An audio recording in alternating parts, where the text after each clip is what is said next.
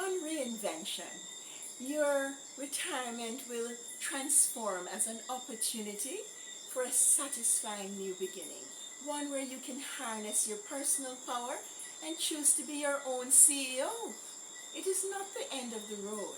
It may be seen as like maybe an avenue off the road or a roundabout where you can circle back in the opposite direction. You could take a secondary or a parochial road, but it's definitely not a dead end. Even the word retirement may invoke visions of seclusion, withdrawal, or retreat. I could go on, but I think you get the message. Reinventing the concept of retirement in today's world is a must. Whether it comes by choice, early incentive, or workforce restructuring, the transition out of full-time employment can definitely be unsettling. Now, we're living longer, we're staying sharper, and have more to offer. Yet the old ideas of retirement, they haven't really evolved.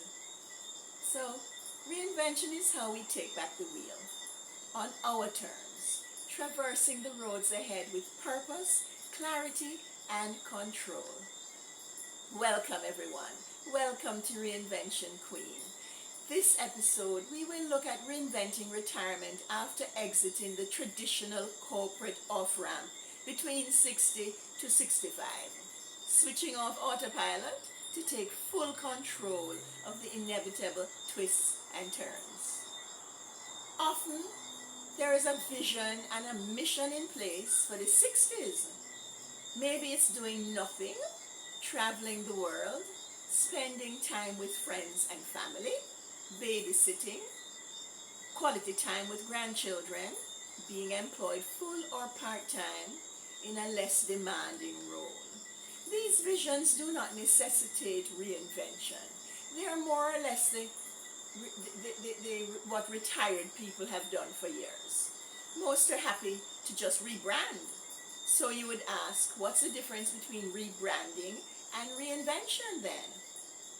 Though both involve change, rebranding is changing how you want to be seen by others.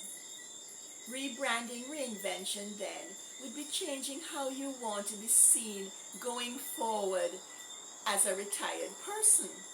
So reinvention is changing how you want to see yourself without the roles, often defying external expectations. So let us take Mae Musk, for instance, who achieved global recognition in her 70s.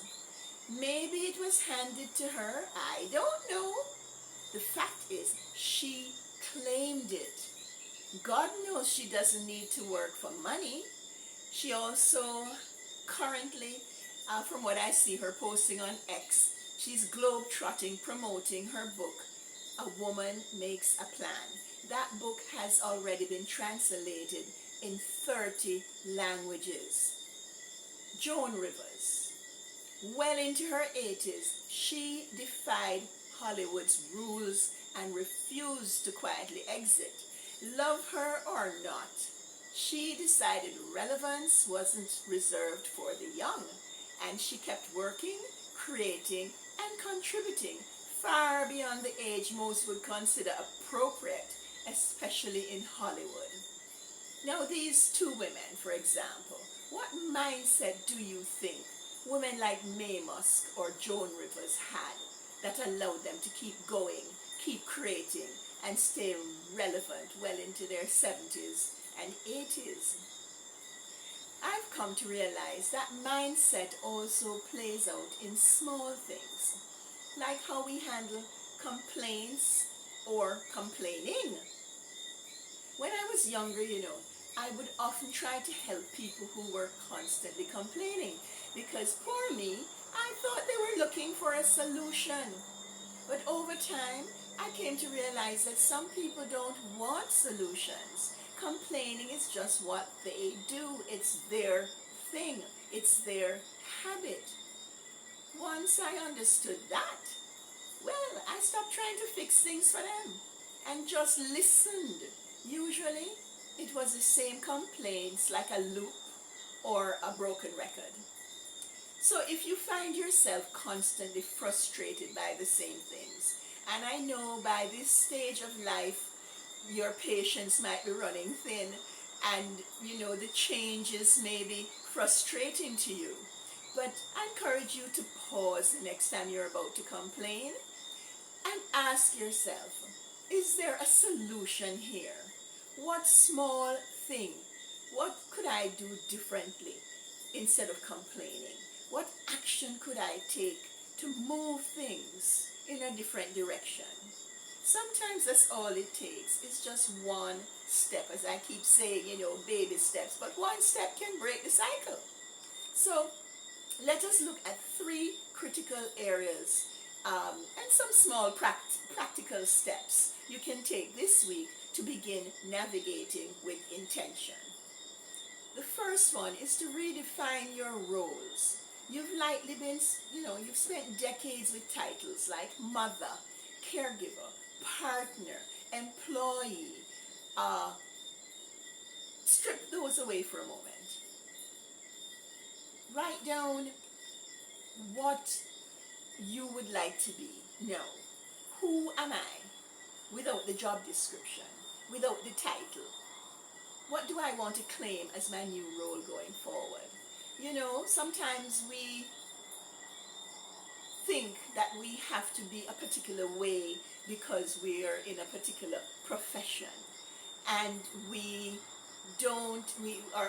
we do for a living becomes our way of life. That's not how it works. What you do for a living does not necessarily have to condition your way of life. So I'm going to ask you to write a new personal bio, one that reflects who you are becoming, not who you were, and keep it short and read it daily, sort of like a mantra. Yes? Now, 2, create structure without rigidity. I have friends who say to me, I have to have this, I have to do this at noon, and I have to do this and that, and every day there's this structure. I don't know if it helps with sanity, I don't know if it helps with relevance, but what I'm suggesting is create structure without rigidity. If you usually do laundry on Tuesday starting at 10 a.m., and a friend says, would you like to go for brunch? Leave the laundry behind, yes? But you still have these 2 things that you do when nothing comes up. It's not going to be rigid, but it will help you to shape your days. Because sometimes, as I said, that freedom now can be a little bit destabilizing at first. So choose just 2 consistent daily anchors. For example, a walk after breakfast, or a meditation in the afternoon, or tea at 4. But remember now, if someone calls and you can have a lovely interaction with friends, that's fine too. This is just to anchor your days so you don't overfill them with the usual things to do today list. 3, reclaim the driver's seat, financially and creatively. Are you giving yourself full permission to take on projects, income, or passions that might not fit the usual retired package? If you are, why not? So identify one thing that you've always wanted to do. Whatever it is, it doesn't matter. It's just one thing that you have always wanted to do, and write down one step to explore it this week. I know someone who has always wanted to make furniture for small spaces. Oh my goodness, she's so creative and she does such a good job. And she's been talking about it now, I would say, for about 30 odd years. Well, maybe this week you could just explore it just a little, because I think it would be fantastic. So if you're listening, take action. So what are you holding back from? Is it because of what someone else might say? We spend far too much time worrying about judgment. and far too little time getting curious about possibility. This stage of life is not about shrinking to fit. It's about standing fully in what fits and what suits you. Yes? You know, in Jamaica, we have a thing we call bad mind. For those of you who are not Jamaican, it's not really bad mind, it's bad mind or bad mindedness. And what it is, when it's really when people focus on negative things in relation to other people rather than encouraging them and helping to promote them. They tend to want to demote them or criticize what they're doing, you know. And so just don't shrink. Don't shrink to fit anybody else's concept. So try this. Take a quiet moment and start a little inventory. Not of things that you've always done, but the talents, the gifts, and the leanings you've not fully explored. You know you have them, but you just haven't explored them. We all have them. So ask yourself, what do I do with ease that others find difficult?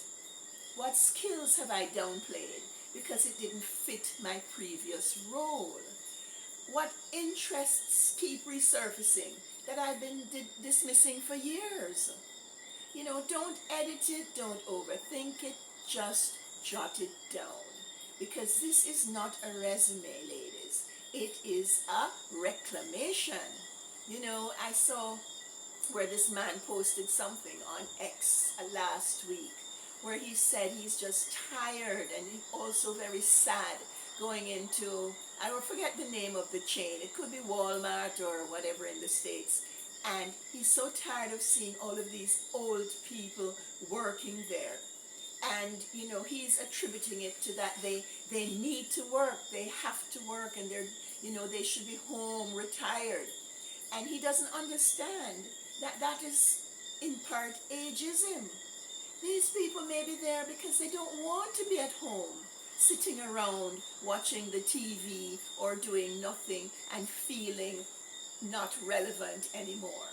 They prefer to be out doing some task that doesn't take a lot of mental ability, but they're seeing people, they're interacting, they're loving it. So, be out and about. So next time you see an older person, if you live overseas and you see an older person doing something, feel happy for them that they're out and doing something and earning instead of being home dependent and having to be, financially dependent, especially on their children. Because these days, so many people can't manage and they are dependent on their children who are themselves trying to just make it. And so it's not really that fair for them too. So we kill two birds with one stone. When my mother was in her last weeks of life, she shared with me something that she had always wanted to do. I also lost two very close friends. They were gone before 60. They each told me in their last few days something they would like to do if they live.